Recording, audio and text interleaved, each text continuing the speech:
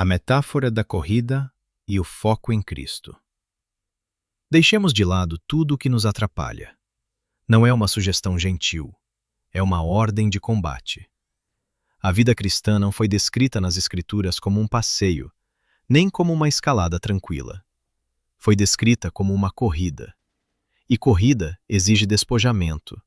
Você não compete no maratona carregando malas. Cada peso que você insiste em carregar é segundos a mais no seu tempo, fôlego a menos no seu pulmão, distância a mais entre você e a linha de chegada. O texto de Hebreus 12 é brutal na sua precisão. Deixe de lado o que atrapalha. Deixe de lado o pecado que se agarra. E corra, sem desanimar. Mas como você corre sem desanimar quando a pista está difícil, quando o corpo dói, quando as pessoas ao redor parecem ter desistido? A resposta está no versículo seguinte, e é mais simples e mais exigente do que qualquer técnica de motivação que você já ouviu. Conserve os olhos fixos em Jesus. Não nos seus resultados, não na sua consistência, não no quanto você melhorou ou no quanto ainda falta. Em Jesus, que não deixou que a cruz fizesse com que desistisse, que olhou para a humilhação de morrer como criminoso, para a dor física, para o abandono, e escolheu suportar. Não porque não sentia, mas porque enxergava além do momento. Por causa da alegria que lhe foi prometida, ele suportou. Esse é o modelo. Não força de vontade, visão. A teologia da disciplina. Existe uma pergunta que todo crente faz em algum momento da vida. Geralmente no meio de uma temporada difícil, quando a oração parece não ser ouvida e a dificuldade não passa. Por que Deus está deixando isso acontecer comigo? Hebreus 12 responde essa pergunta com uma teologia que incomoda antes de consolar. O sofrimento que você está atravessando pode ser disciplina.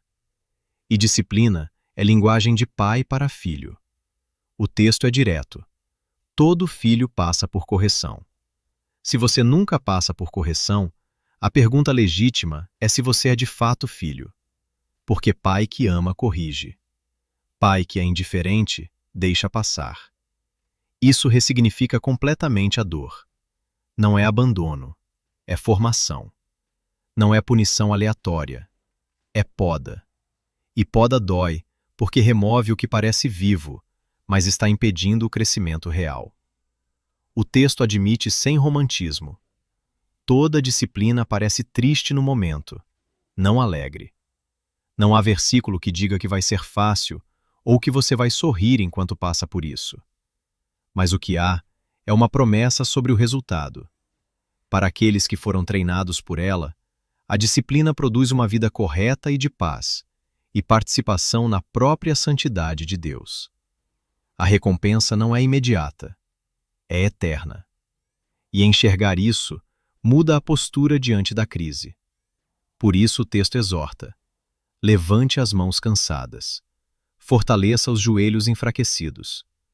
Não porque você tem força, mas porque a postura ativa de quem ainda está de pé já é uma forma de fé. Alertas contra a amargura e a profundidade. Mas existe um perigo específico que aparece justamente nas temporadas de correção. Quando você sofre por um longo tempo, existe uma semente que pode germinar sem você perceber. O texto chama ela de planta amarga e avisa que quando ela cresce, não prejudica só você. Ela contamina os que estão ao redor. A amargura é um veneno que raramente fica contido em quem o carrega. E junto com o alerta da amargura, vem o exemplo mais contundente do capítulo: Esaú. Esaú tinha a primogenitura. Tinha um direito real, concreto, de valor eterno. E trocou por um prato de comida. Por um alívio imediato, momentâneo, que passou em minutos. O texto não poupa. Depois ele quis recuperar o que perdeu. Chorou, buscou com lágrimas, e não encontrou forma de reverter. Certas escolhas não voltam atrás. O aviso não é para assustar, é para despertar. Porque o mesmo mecanismo que fez Esaú trocar o eterno pelo imediato, opera em você toda vez que o prazer rápido parece mais real do que a promessa distante. Toda vez que a amargura parece mais honesta do que a fé. Toda vez que o alívio momentâneo parece mais urgente do que a integridade de longo prazo. O contraste entre Sinai e Sião. Para entender onde você está, o texto te mostra de onde você não está mais. O Monte Sinai era terror, fogo, trevas, tempestade. Uma voz tão poderosa que o povo implorou para que parasse. Nem os animais podiam tocar a montanha sem morrer. E Moisés que falava com Deus face a face, disse que estava apavorado e tremendo. Esse era o lugar da lei. O lugar onde a santidade de Deus expunha a distância intransponível entre o humano e o divino. Um lugar onde a aproximação resultava em morte. Você não está mais nesse lugar. Você chegou ao Monte Sião, a Jerusalém celestial, a um lugar de festa, não de terror, de anjos em celebração, da Assembleia dos Primogênitos cujos nomes estão escritos no céu, de Jesus, o mediador de uma nova aliança, cujo sangue fala algo melhor do que o sangue de Abel. O sangue de Abel clamava por justiça. O sangue de Jesus clama por misericórdia. Essa é a diferença entre as duas alianças. Essa é a diferença entre o que você merecia e o que você recebeu. E é impossível entender a gratidão sem entender esse contraste.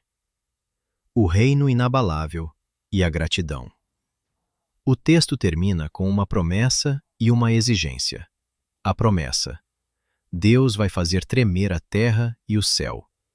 Tudo que pode ser abalado será abalado, para que fique apenas o que é eterno, o que não pode ser removido.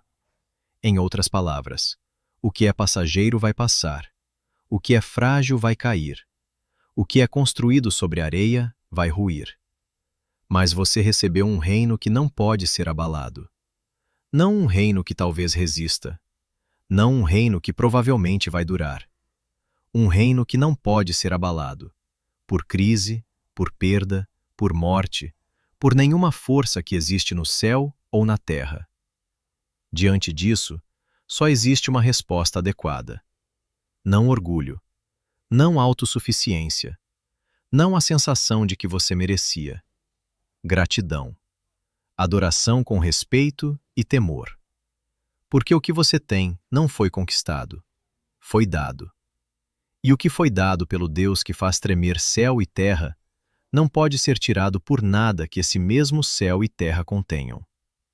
Corra, com os olhos fixos em Jesus, com as mãos levantadas mesmo quando estão cansadas, com o coração voltado para o reino que já é seu e que nada, absolutamente nada, pode abalar.